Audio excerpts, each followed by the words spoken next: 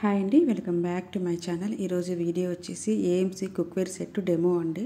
యాక్చువల్గా మా ఫ్రెండ్స్ వాళ్ళకి తెలిసిన వాళ్ళు వచ్చి డెమో ఇస్తున్నారు. మా ఫ్రెండ్ వాళ్ళ ఇంట్లో తను అందరినీ పిలిచిందనమాట డెమోకి. అంటే ఎప్పుడూ చూడలేదు AMC cookware set. Demo first అంతా ఎక్స్ప్లెయిన్ చేశారనమాట. ఏంటి మెటీరియల్, ఏంటి ఎలా ఉంటుంది, ఏమి మనం వాడే మెటీరియల్స్ ఎలా ఉన్నాయి, దానివల్ల సైడ్ ఎఫెక్ట్ అవన్నీ ప్లస్ వీటి గురించి కొంచెం ఎక్స్ప్లెయిన్ చేశారు. అంత ఎక్స్ప్లెయిన్ చేసిన తర్వాత ఇప్పుడు మాకు డెమో చూపిస్తున్నారు. ఈ కుక్వేర్లో ఏంటంటే మెయిన్గా వితౌట్ ఆయిల్ మనం ఏమైనా బాయిల్ చేసుకోవచ్చు, వెజిటేబుల్స్ కానీ అలాగే ఎగ్స్ కానీ అలాగా వితౌట్ వాటర్. అలాగే మనం వంటలు కూడా వితౌట్ ఆయిల్ మనం వంట చేసుకోవచ్చు. అవి రెండు మాకు ఈరోజు చూపిస్తూ ఉన్నారనమాట. ఇక్కడ వచ్చేసి వెజిటేబుల్స్ నీట్గా కడిగేసి ఇలా ఒక గిన్నెలో పెట్టేసి పెడుతున్నారు అనమాట. ఇందులో క్యారెట్, అలాగే పొటాటో, స్వీట్ పొటాటో, అలాగే ఉల్లిపాయ అన్నీ కలిపి పెడుతున్నారు. ఇక్కడ ఆడియో తంబనే ఉంటుంది. దీన్ని సెట్ చేసుకుంటే మనకి ఏంటంటే అలారం వస్తుంది అనమాట. వర్కింగ్ వాళ్ళకైతే కొంచెం ఇది యూజ్ అవుతుంది. ఇప్పుడు వచ్చేసి మనం వెజిటేబుల్స్ బాయిల్ కాబట్టి వెజిటేబుల్స్ మూడులో పెట్టేసుకొని మనం ఆన్ చేసుకోవాలి. జస్ట్ 5 minutes అంతే. ఇలా సెట్ చేసి పెట్టుకోవాలి. ఇలాగ స్టవ్ పైన పెట్టుకోవాలి. అలాగే డిఫరెన్స్ తెలియడానికి అలాగే నార్మల్గా మనము కట్ చేసి క్యారెట్ అవి నీళ్ళు వేసి స్టవ్ మీద పెట్టారనమాట. ఇప్పుడు వచ్చేసి ఉప్మా చేస్తున్నారండి. వితౌట్ ఆయిల్ ఉప్మా చేస్తున్నారు ఇక్కడ. దాన్ని ఏంటంటే ముందు ప్రీహీట్ చేసుకోవాలన్నమాట. ఈ పాత్రని ప్రీహీట్ చేసిన తర్వాత కొంచెం వాటర్ వేశారు. మామూలుగా వాటర్ వేస్తే ఎవాపరేట్ అవుతుంది కదా, ఇందులో అయితే ఏం కాలేదు, అలాగే ఉందన్నమాట ఆ వాటరు. ఇక్కడ ఉప్మా రవ్వ వేశారు. వితౌట్ ఆయిల్ ఇక్కడ ఫ్రై చేస్తున్నారనమాట. అంటే మనకు ఈవెన్గా మొత్తం అంతా రవ్వ అంతా ఫ్రై అయ్యిందండి. అంటే అంటుకోవడం కానీ మాడిపోవడం కానీ అలా ఏం కాలేదనమాట. ఇక్కడ ఉప్మాకి కావాల్సిన వెజిటేబుల్స్ అన్నీ కట్ చేసి పెట్టేస్తున్నారు ముందే. ఇక్కడ మనకు హీటు మనకు 90 degrees వచ్చేంత వరకు మనకు తర్వాత ఏంటంటే మనకు అలారం వస్తుంది అనమాట. అలారం వచ్చిన వెంటనే ఏంటంటే మనం స్టవ్ సిమ్లో పెట్టుకోవచ్చు. ఇలాగా మనకి ఇండికేటర్ వస్తుంది, దాన్ని ఆఫ్ చేసుకోవాలి. ఇలాగా ఆఫ్ చేసి ఇప్పుడు స్టవ్ని సిమ్లో పెట్టుకుంటారు. ఇక్కడ ఏంటంటే ఇంకా మనం ఉప్మాకి ఏమేమి వేస్తామో ఆయిల్ వేసి అలా వితౌట్ ఆయిలే ఇక్కడ ఆవాలు, జీలకర్ర, శనగపప్పు, ఉద్దిపప్పు అన్నీ వేసి ఫ్రై చేస్తున్నారు. మామూలుగా మనం ఆయిల్ లేకుండా ఇలా వేస్తే ఒక మాడిపోయిన స్మెల్ వస్తుంది కదా, అలా స్మెల్ అయితే ఏం లేదండి, నార్మల్గానే ఉంది. ఇక్కడ నీట్గా ఈవెన్గా ఫ్రై అవుతున్నాయి, మాడిపోవడం అలా ఏం లేదనమాట. ఇక్కడ వాళ్ళు ఏం చెప్పారంటే క్వాంటిటీ కూడా మనము రవ్వ అనేది మనము 2 cups వేసుకుంటే 1.5 cup సరిపోతుంది. అలాగే సాల్ట్ కూడా మనకి ఏంటంటే 2 spoons వేసుకుంటే 1 spoon వేసుకుంటేనే సరిపోతుందంట.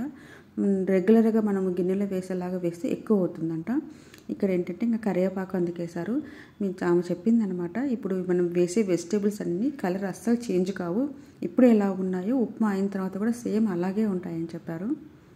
ఇక్కడ ఏంటి మొత్తం వెజిటేబుల్స్ ఉల్లిపాయలు, అలాగే క్యారెట్, బీన్స్, పచ్చిమిర్చి అవన్నీ వేసి ఫ్రై చేస్తూ ఉన్నారు.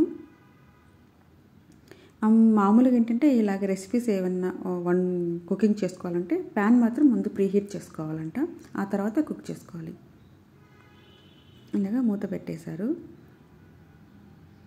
మనకు టెంపరేచర్ అనేది తెలుస్తూ ఉంటుంది, అక్కడ చూపిస్తూ ఉంటుంది అనమాట. ఇది అయిపోయిందండి. ఇప్పుడు స్టవ్ స్విచ్ ఆఫ్ చేసేసుకోవాలి. అంటే టెంపరేచర్ వచ్చేసి ఇప్పుడు 90 దగ్గర ఉంది కదా, ఆటోమేటిక్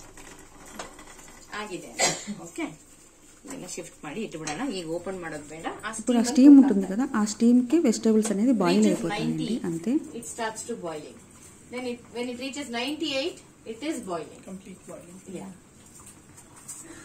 ఇక్కడ 90 degreeకి వస్తూనే మనకు వాటర్ అనేది బాయిల్ అవుతుందంట. మనకు అది ఇండికేటర్ చూపిస్తూ ఉంటుంది. ఓపెన్ చేసి చూడండి, బాయిల్ అవుతుంది.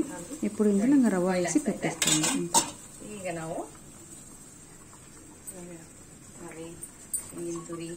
ఇక్కడ కొంచెం కొబ్బరి తుడుము వేస్తున్నారు, అలాగే కొత్తిమీర,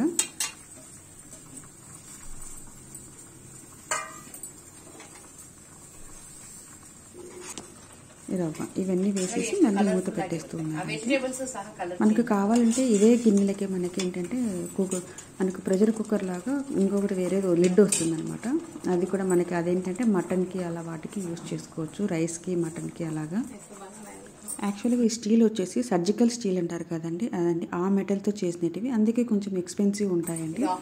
మనం కర్రీ చేసిన గిన్నెలోనే పాలు కాంచామనుకోండి అది విరిగిపోతూ ఉంటాయి. లేదంటే కనుక మనకి గిన్నెలంతా కొంచెం కలర్ చేంజ్ అవుతూ ఉంటాయి. రసం చేసినప్పుడు కూర గిన్నెలు అన్నంకి సపరేట్గా, అలాగే కర్రీకి సపరేట్గా, పాలకి సపరేట్గా పెట్టుకుంటాం కదా, ఎందుకంటే విరిగిపోతాయి అనేసి పాలు.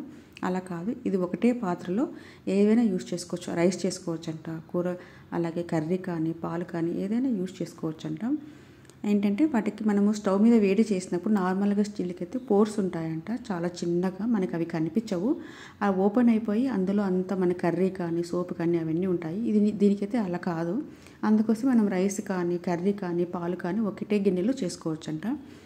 ఇప్పుడు ఏంటంటే చూసారు కదా, టెంపరేచర్ అనేది 80%కి వచ్చింది. ఇప్పుడు ఓపెన్ చేసి చూపిస్తున్నారు.